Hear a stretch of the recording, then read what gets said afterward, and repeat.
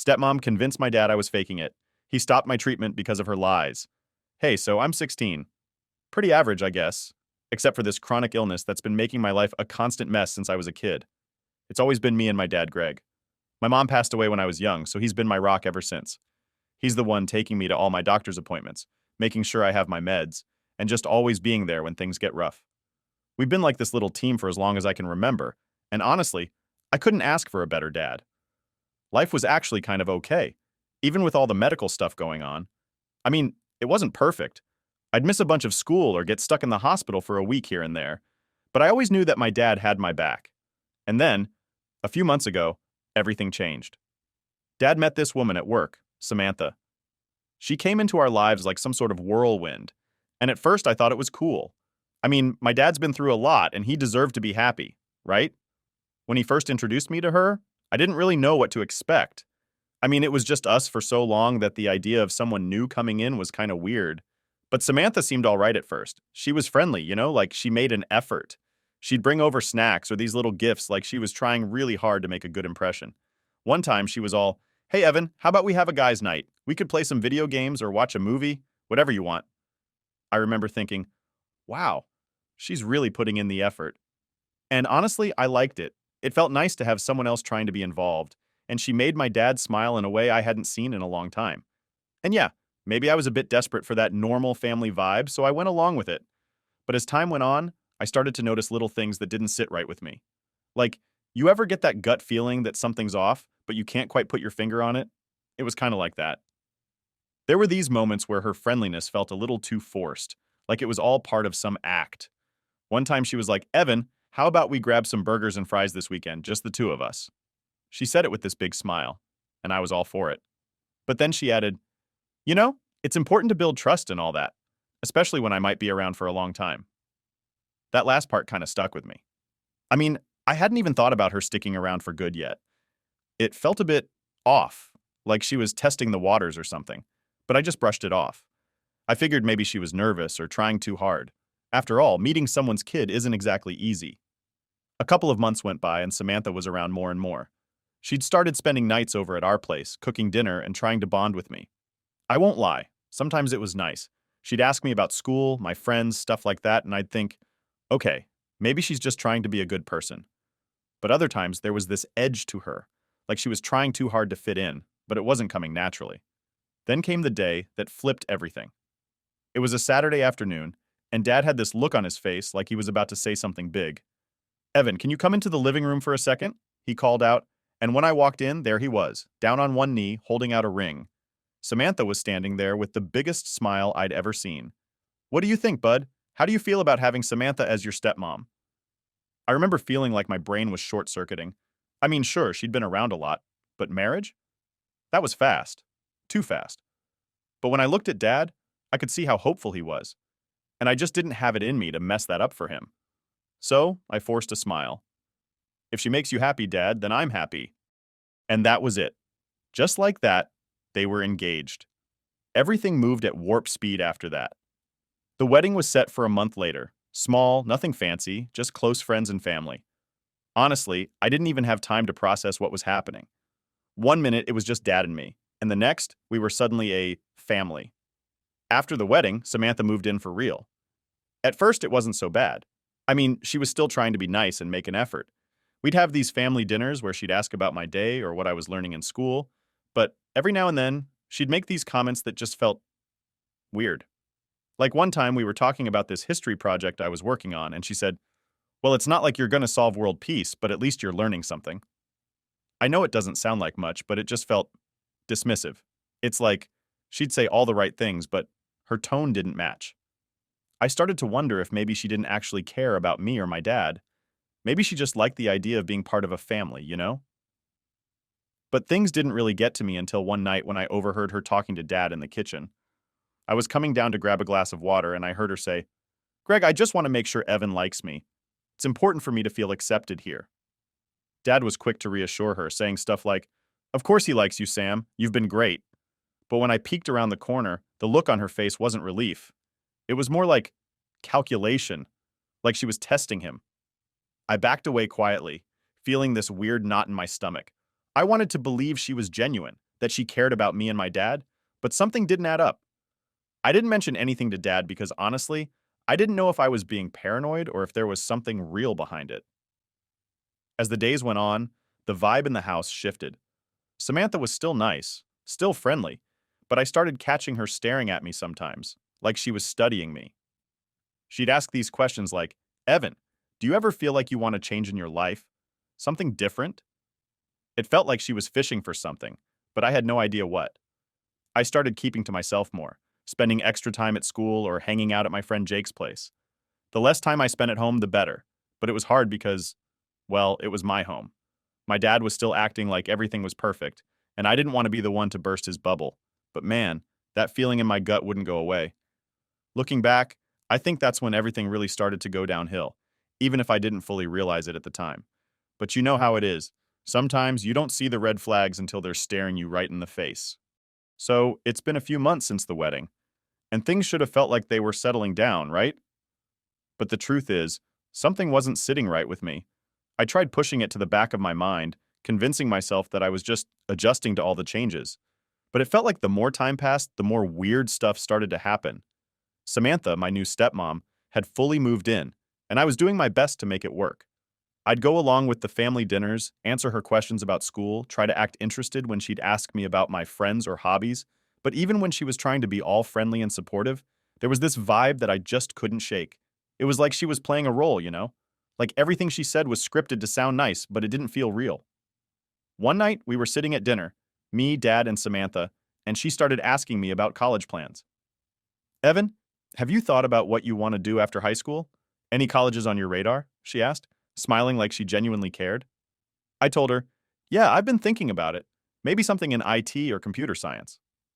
She nodded, but then her smile got kind of tight. That's great, but college is expensive. It's a big decision. I felt a little weird when she said that.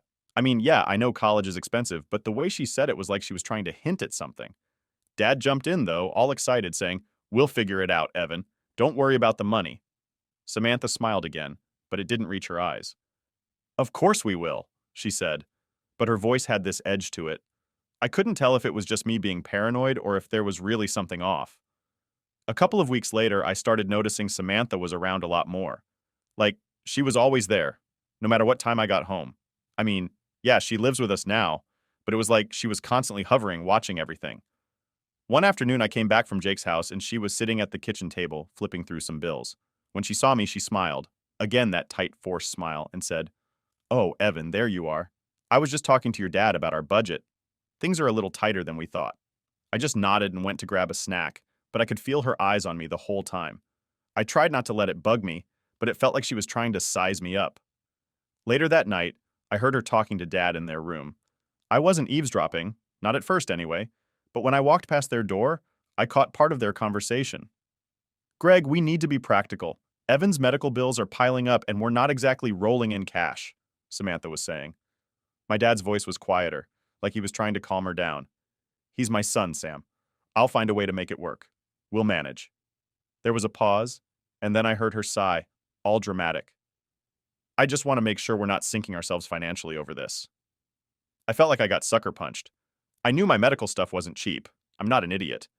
But hearing her talk about it like I was some kind of financial burden stung.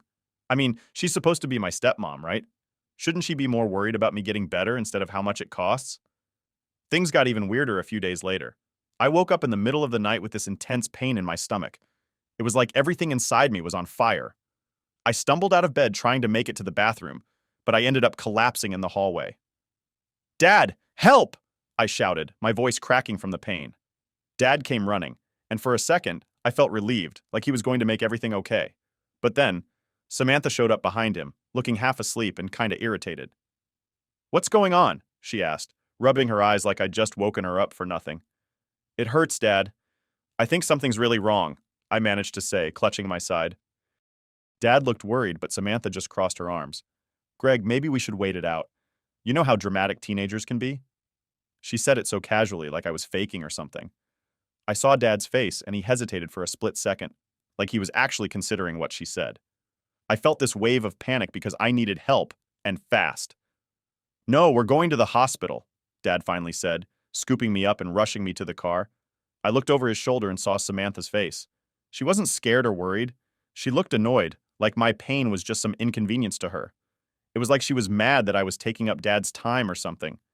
At the hospital, while the doctors were checking me out, I could hear Dad and Samantha arguing just outside my room. Greg, these bills are going to be through the roof. Are you sure this isn't just, you know, one of those things where he's overreacting? She whispered. I could hear my dad's frustration. Samantha, our son is in pain. It's not an overreaction. We're doing this. When she said, our son, I should have felt relieved, right? Like she was trying to include me or something. But the way she said it was so forced. It didn't sound like she meant it at all. I was lying there, hooked up to all these monitors and IVs, and I couldn't shake the feeling that everything was about to go downhill. It was like a storm brewing, and I was stuck right in the middle of it. The doctors ran some tests and adjusted my medication, and eventually, the pain started to fade. But the feeling of unease stuck with me. After they discharged me, we drove back home, and the car ride was dead silent. Dad kept glancing at me through the rearview mirror, and I could tell he was worried.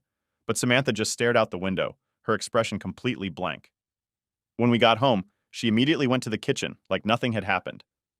I'll make tea, she said, but her tone was cold. Dad helped me to my room, and for a moment, I thought maybe he'd talk to me about what happened, ask how I was feeling or something. But instead, he just gave me a quick, get some rest, buddy, and went downstairs. I lay there in bed, staring at the ceiling. I couldn't stop thinking about the way Samantha looked at me in the hospital, like I was some kind of inconvenience. It felt like I was being pushed to the sidelines in my own home, and the worst part was, I didn't know how to talk to Dad about it. I mean, what was I supposed to say? Hey, Dad, I think your new wife doesn't actually care about me. That's not exactly a fun conversation to have. That night, I tried to sleep, but my mind kept racing. I kept replaying the way Samantha's face looked. So cold, so detached. It didn't make sense. I'd been trying so hard to get along with her, to make this whole family thing work, and it was like she was determined to make me feel like an outsider. The next morning, things were back to normal. Samantha acted like nothing had happened, making breakfast and chatting with Dad like we were the perfect little family. But I couldn't shake the feeling that something was seriously wrong, and for the first time, I started to wonder if this was just the beginning of a much bigger problem. Alright, so after that night at the hospital, things didn't get better. In fact, they got worse. Samantha's attitude was different, like, she wasn't even trying to hide it anymore. Every time I was in pain or felt sick, she'd roll her eyes or make some comment under her breath. And Dad, well, he was still trying to keep things together, but it was like Samantha had a hold on him. He didn't push back as much as he used to, and it felt like he was always second-guessing everything I said. One morning, I woke up with that same familiar pain in my stomach. It wasn't as bad as before, but it was enough to keep me in bed. I called out to Dad, but it was Samantha who showed up in the doorway, leaning against the frame with her arms crossed. "What now, Evan?" she asked, and her tone made it clear she was annoyed. "I don't feel good," I said, trying to sit up but feeling that sharp pain shoot through me. "I think I need to stay home today." Samantha sighed like I just asked her to do the most inconvenient thing in the world. "Evan, you can't keep missing school because of a little stomach ache. You've already missed too much." I tried to explain, but she was having none of it. She walked over, yanked the covers off me, and said, "Get dressed. You're going to school." As I struggled to get out of bed, I saw her watching me with this cold expression, like she didn't care if I was actually in pain. It was like she was just waiting for me to mess up so she could pounce. I stumbled my way to the bathroom, trying to ignore the throbbing ache in my side. When I got back to my room to get dressed, she was gone, and I was left there, feeling like I was fighting this battle alone. At school, I pulled Jake aside. I needed to tell someone what was going on, and he's been my best friend for as long as I can remember. If anyone would get it, it'd be him. "Dude, it's getting worse," I said. "Samantha won't believe me when I say I'm in pain, and my dad's not doing anything." Jake's eyes widened. "That's messed up, man. You're seriously not okay. Like, I've seen how bad it gets." He looked around, making sure no one else was listening, then leaned in. "We gotta do something. You can't just keep going through this." "But what?" I asked, feeling completely helpless. "It's my dad's word against mine, and Samantha's got him wrapped around her finger." Jake paused for a second, then snapped his fingers like he just had an idea. "Evidence, man. We need to record what's going on at home. If we can show someone proof of how she's treating you, then maybe we can get some help." At first, I didn't know what to think. I mean, it sounded extreme, right? But the more I thought about it, the more it made sense. Samantha had this way of putting on a show in front of my dad and acting like she cared, But when it was just me and her, she'd drop the act. If I could catch her on camera or record her saying all the stuff she usually says, maybe it'd be enough to make my dad realize what was going on. The next day, I decided to try it. I put my phone in my pocket and turned on the voice recorder whenever I was around Samantha. It felt weird, like I was a spy in my own house, but I knew it was the only way I could get the truth out there. And honestly, I was desperate. I needed someone to believe me. The first few times, I didn't catch much. She'd ask me about my day in that fake nice way she always does, and I'd respond, waiting for her to say something messed up, but she didn't. It was like she knew. But then, one afternoon, I got lucky. I was sitting in the living room doing homework when Samantha walked in. She saw me lying on the couch, looking tired, and her face twisted into this annoyed expression. "Evan, are you seriously just lying around again?" she asked, her voice dripping with sarcasm. "It's like you're always tired or sick. Do you ever think maybe you're just being lazy?" I felt my anger boil up, but I knew I had to play it cool if I wanted to catch more. "I'm not lazy," I said, trying to keep my voice steady. "I'm just not feeling well." She rolled her eyes. "Right, because you're always not feeling well. Maybe you should try pushing yourself instead of acting like a victim all the time." That was the moment I knew I had something. The recorder was still running, and I hoped to God it caught everything. But it didn't stop there. A few days later, I overheard her on the phone. She was in the kitchen, and I was in the hallway, so I quietly turned on the recorder and listened. "Yeah, I transferred the money today," she was saying. "No, Greg thinks it's all going to Evan's treatments. He has no idea." My heart started racing. What money was she talking about? And why was she lying to my dad about it? I crept closer, careful not to make any noise. "Just make sure everything's set up on your end," she continued. "I don't want any loose ends." I couldn't believe what I was hearing. Was she stealing money from us? And why? I quickly hit stop on the recorder and walked away before she noticed me. That night, I went to Jake's place. I needed to talk to him about what I found. "Dude, I got her," I said, showing him the recordings. "She's not just mistreating me, she's stealing money too." Jake's eyes went wide as he listened. "Holy crap, man, this is serious. We need to get this to someone who can actually do something." We decided to tell Mrs. Lopez, our teacher. She's always looked out for me, and she's the kind of person who doesn't put up with any nonsense. The next day, Jake and I went to her classroom during lunch. "Mrs. Lopez, we need your help," I said, my voice shaking a little. She looked up, concerned. "What's going on, Evan?" I took a deep breath and told her everything. How Samantha's been treating me, the stuff I recorded, and the phone call I overheard. Mrs. Lopez listened quietly, her face getting more serious with every word. When I finished, she didn't waste any time. "Evan, this is not okay. We need to take this to someone who can help. Your doctors, the authorities, someone." "But I'm scared," I admitted. "What if they don't believe me? Or worse, what if Samantha finds out?" Mrs. Lopez placed a hand on my shoulder. "Evan, you're doing the right thing. This isn't your fault, and you shouldn't have to go through this alone. We'll figure it out together." Hearing her say that felt like a weight lifting off my chest. For the first time in a long time, I felt like maybe there was a way out of this. "Thanks, Mrs. Lopez," I said, feeling a little more hopeful. "I just hope it's enough." She nodded. "We'll get more evidence if we need to, but right now, we have enough to start asking questions. You're stronger than you think, Evan. Don't let anyone tell you otherwise." That day, as I walked out of her classroom with Jake, I felt a mix of fear and determination. We had a plan now, and even though I was scared of what might happen next, I knew one thing for sure. I wasn't going to let Samantha keep getting away with this. Not anymore. After talking to Mrs. Lopez and showing her the recordings, things moved faster than I expected. I thought maybe it'd take weeks or even months to get anyone to listen to us, but she wasted no time. She contacted my doctors and told them about the situation, and the next thing I knew, I was back at the hospital for another checkup. It felt weird, like everything was suddenly speeding up, and I wasn't sure if I was ready for it. Dad took me to the appointment, and I could tell he was on edge. He kept glancing at me while we were in the waiting room, like he was trying to read my mind or figure out what was going on. He didn't say much, just a lot of, "You feeling okay, buddy?" And, "We'll get through this." I didn't know how much he knew, or if he was just pretending everything was fine for my sake. But I could tell something was different. The doctors ran a bunch of tests, and I could see them exchanging looks and whispering to each other. I couldn't hear what they were saying, but I knew it wasn't good. When one of them came over and started asking me questions, like if I was getting my medication regularly or if anyone was monitoring my symptoms at home, I felt this sinking feeling in my stomach. I glanced over at Dad, and he looked confused, like he didn't understand why they were asking these questions. That's when one of the doctors pulled Dad aside. I watched as they talked, and I could see the expression on Dad's face go from confusion to something that looked like anger or maybe even fear. He kept shaking his head, and I could tell he was arguing back, but the doctor stayed calm, just nodding and speaking quietly. I couldn't make out what they were saying, but it was clear they were serious. After a while, Dad came back to my side. He tried to put on a smile, but it was shaky. Hey, buddy, they're just being cautious, okay? They want to make sure everything's all right. I nodded, but I could tell there was more to it than that. The doctors wouldn't have called us in like this if they didn't have serious concerns. As we were getting ready to leave, the doctor who talked to my dad pulled me aside. Evan, if there's anything you need to tell us about how things are going at home, you can talk to me.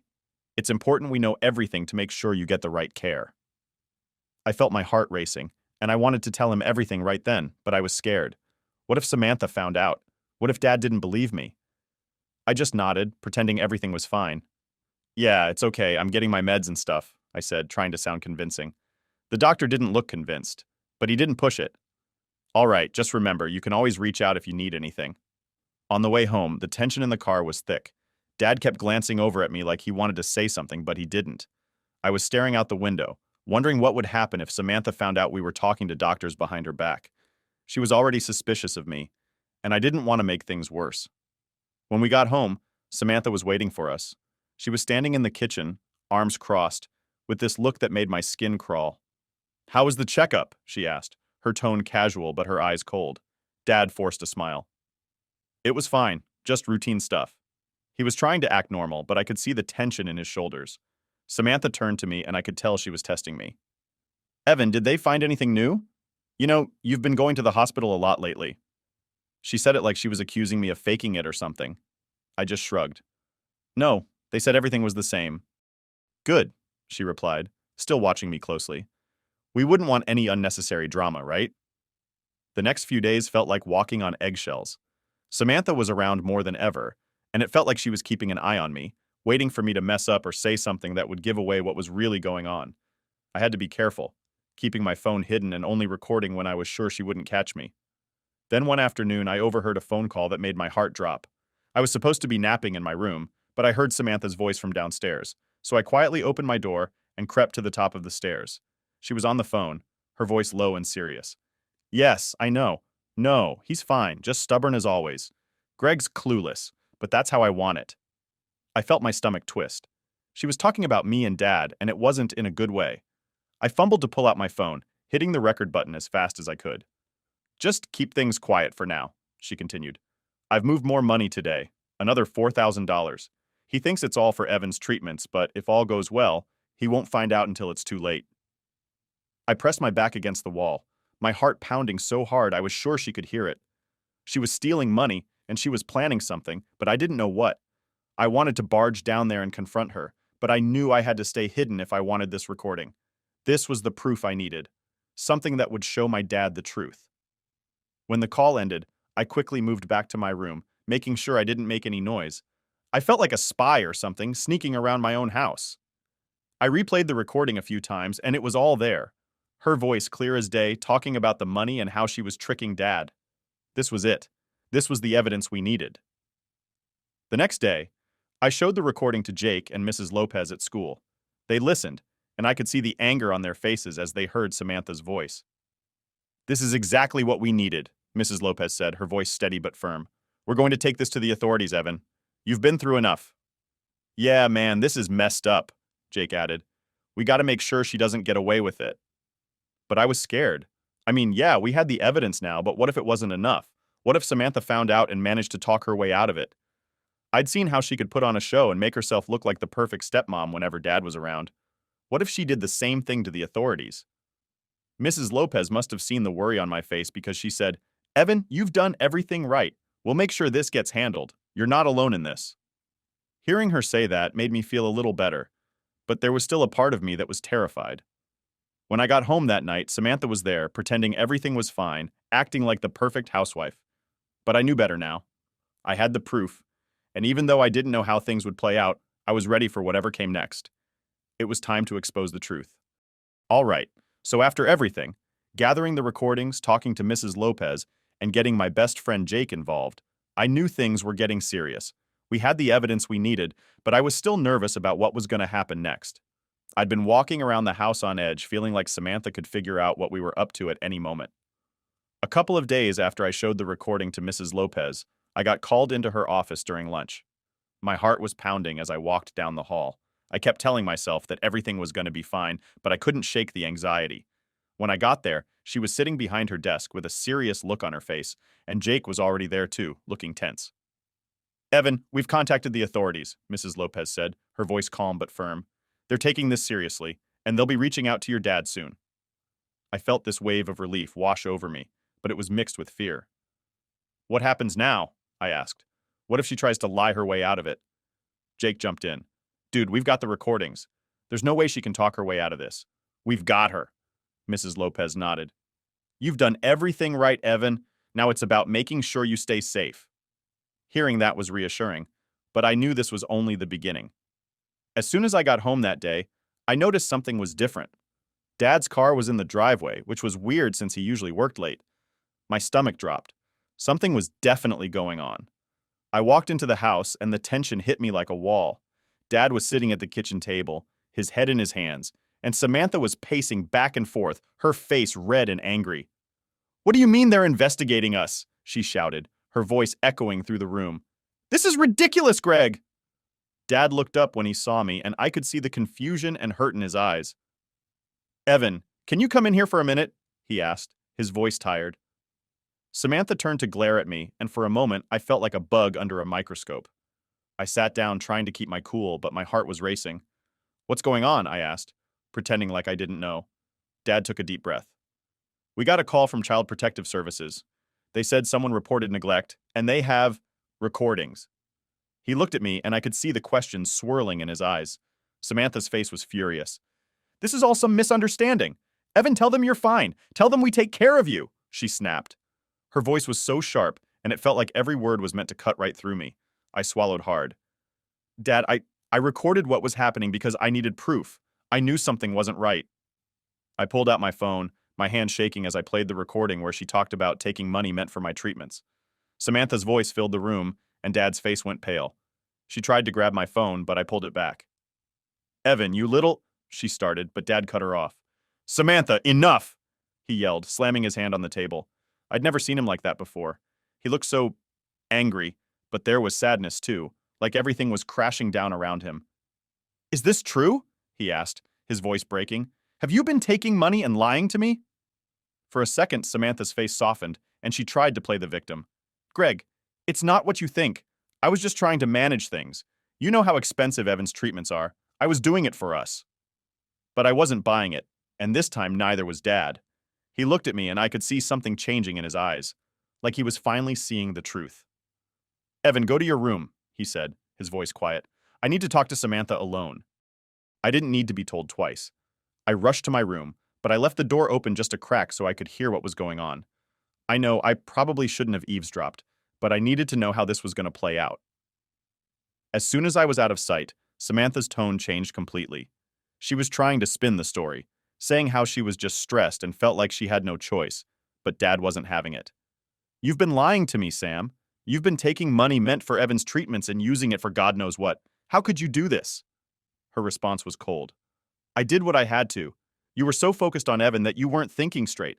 I was trying to protect us." I could feel my hands clenching into fists. She was still pretending like this was all for us, like she hadn't been making my life a living nightmare. It was silent for a while, and then I heard Dad's voice again, softer this time. "I can't believe I trusted you." There was something final in his tone, like he was done. "Pack your things. I want you out of this house by tonight." I didn't hear what she said next because it was mostly shouting and the sound of her stomping around the kitchen. I sat there on my bed, feeling a mix of relief and fear. Relief that my dad was finally standing up for me, but fear because I didn't know what Samantha would do next. I could hear her slamming things around, and it sounded like she was packing up to leave. A few hours later, Dad knocked on my door. "Evan, can we talk?" he asked, his voice sounding heavy. I nodded and let him in. He sat down next to me, and for a moment he just stared at the floor, like he was trying to figure out what to say. "I'm sorry, buddy," he finally said. I should have believed you. I should have seen what was happening, but I didn't. And that's on me. He looked up at me, and I could see the guilt all over his face. I failed you. I felt a lump in my throat, and I didn't know what to say. Part of me was still angry that it took him this long to see the truth, but another part of me just felt relieved that he was finally on my side. It's okay, Dad, I said, even though it wasn't completely okay. We'll figure it out. He nodded, and for the first time in what felt like forever, I saw a small, genuine smile on his face. Yeah, we will. Later that night, I watched from my bedroom window as Samantha drove off, her car packed with bags. Part of me felt a little sorry for her, but mostly, I felt relieved. It was like a weight had been lifted off my shoulders. For the first time, it felt like things might actually get better. Dad and I sat down that night and talked for hours. We went over everything. How things had been since Samantha moved in, all the stuff I'd been feeling but was too scared to say. It felt good to finally get it all out, and for the first time, he really listened. From now on, it's just you and me, he said. We're going to get through this together, and I'm not letting anything like this happen again. Hearing him say that made me feel safer than I had in a long time. As I went to bed that night, I knew things were still going to be tough, but for once, I felt like we were actually going to be okay.